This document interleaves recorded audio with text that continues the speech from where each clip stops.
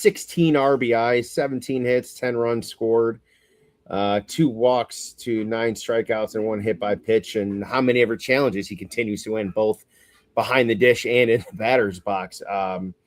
He's kind of been the guy that's been at the centerpiece of their offense all year. And I'm not going to lie, man, if he continues to get that average up, because at one point he got down to like 235, 240. Now he's back up to almost 255 after the last 15 days.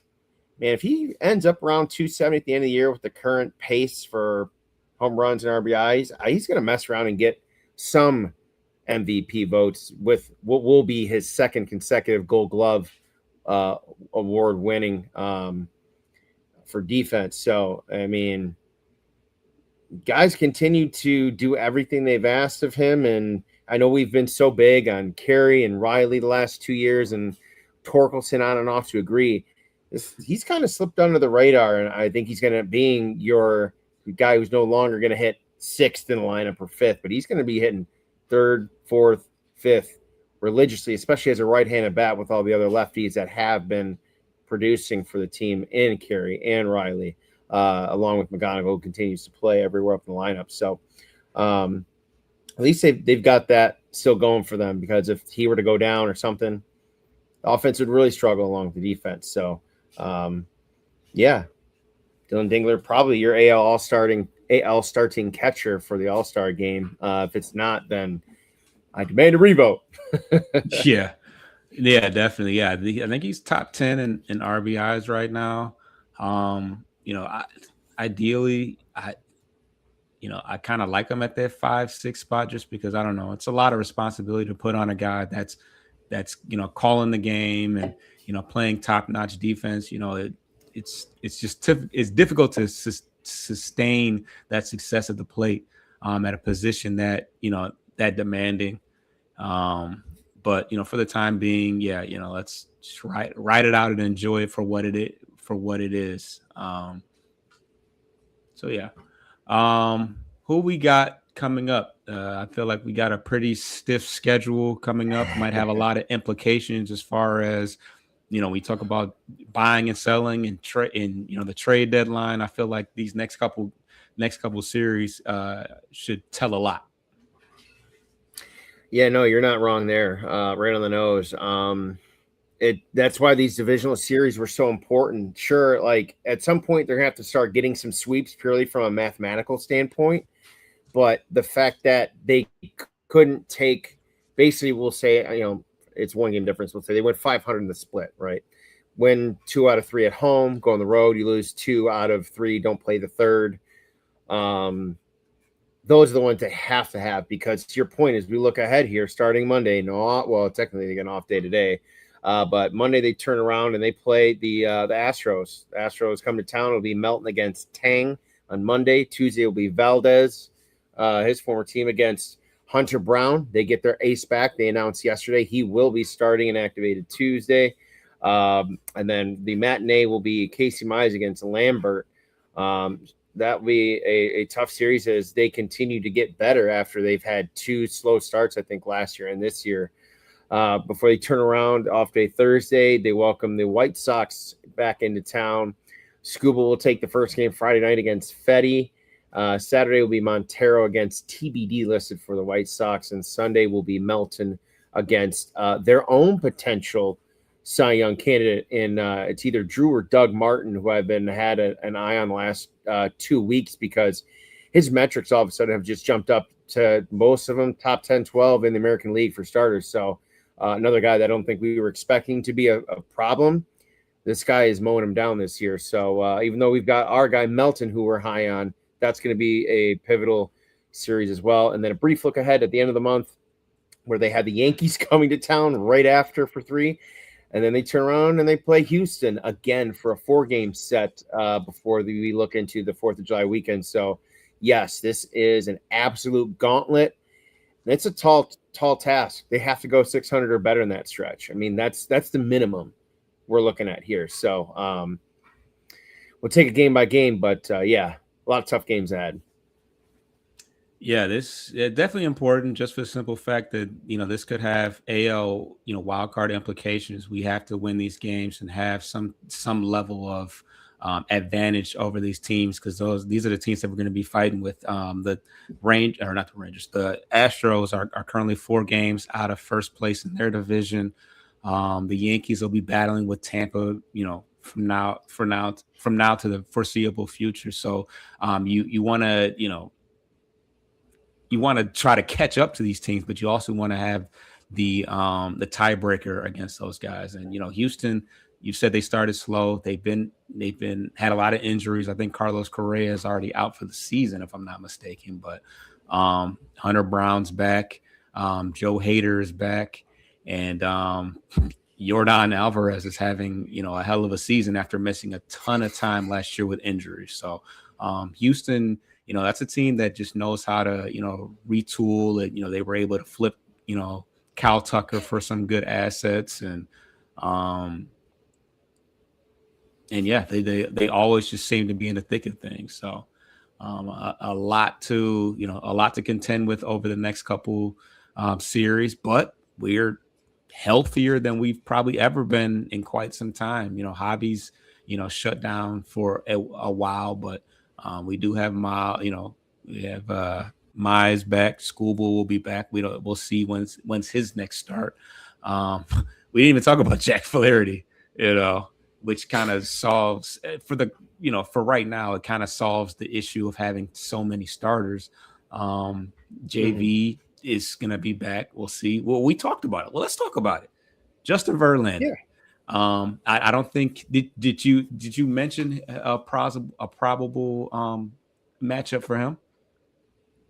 Well, he would have been Tuesday, but with the game being postponed today, they just moved Mize to Tuesday, and then I would assume then that would mean Verlander would probably pitch in the potentially in that White Sox series, which I would be looking at Montero's spot on Saturday if that's the case, because right now everyone else that's listed, Melton, Valdez, Mize, Skubal, and then Montero would be your fifth. So that would, unless they go to the 6-man, which then if he puts him in Montero's spot Saturday, moves everyone one day or one game beyond that.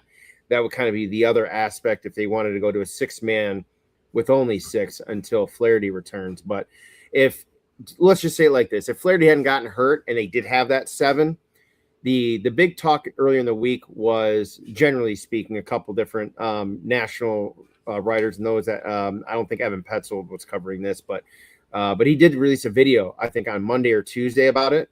And he said it's probably going to come down to Melton and Montero if they're going to keep Flaherty and JV, and most likely because of how high they're on Melton and that Montero has served as that long first guy out of the pen before, and very, some spot starts in playoffs and whatnot. They're just going to keep him in the back end of the bullpen, or at least as a long reliever. But I'd be interested in doing an opener with JV and capping him at probably like 3 to 4 innings, because as we've mentioned here, he's given up a lot of home runs in rehab starts, like 2, 3, 4 a game, which is totally different than what we saw Skubal do in Low A, West Michigan, where he needed to stay behind and throw more because they weren't expecting him to throw that few pitches. But you know how I am on Montero. I think the right move would to be JV in the bullpen, but I just don't think his persona, I'm gonna be a little respectful about it because of what he did in Detroit, but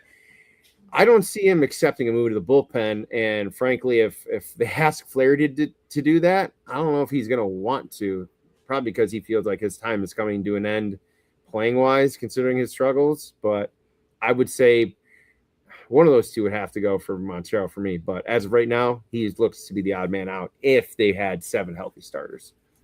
Yeah, I mean, Flaherty, up until the point that he got hurt, I mean, he was starting to look better. But yeah, I mean, between you and JV, just box it out. I don't know. So one of y'all, like, who really, outside of JV's, past, success, obviously, this was a long time ago in Detroit, respect to that. I mean, who can really stand, who can really say that they deserve, like you said, 4 home runs, including I think back-to-back home runs against lower minor league competition.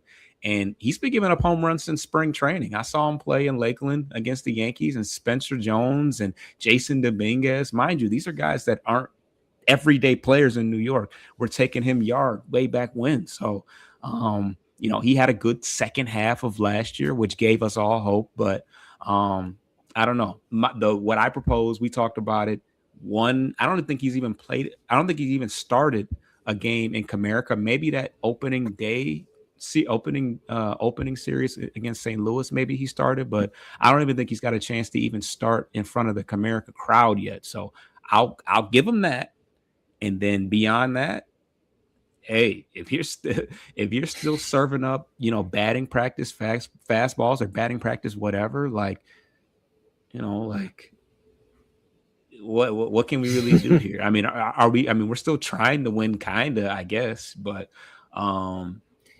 yeah, something's got to give. We got, the pitching isn't really the issue. We've got tons of pitching when a guy like Kiter Montero, who's done a lot for us, might be subjected to long relief, but it's more the bats than anything. Let's see what MSU Detroit fans says. Jay-Z, keep in Toledo. I'm sorry. I mean, Jackson Jones, I have no idea what he's done. I think he's doing bullpens at this point. Oh, I missed that one. Scooble, Valdez, Montero, Mize, Melton. Go with that, basically. Okay, so that leaves JV and Flaherty off. I mean that's the best. Yeah, that's definitely the best lineup. All right, let's go down to the bottom. JV has not played in Detroit yet. He's only played one game against Arizona back in April, and that was it. Okay. Yeah, I was gonna say, yeah. I mean, I think you gotta. If there's anything that he's obligated, then he went 4 innings in that start and got tanked. Yeah. I think we got swept by Arizona.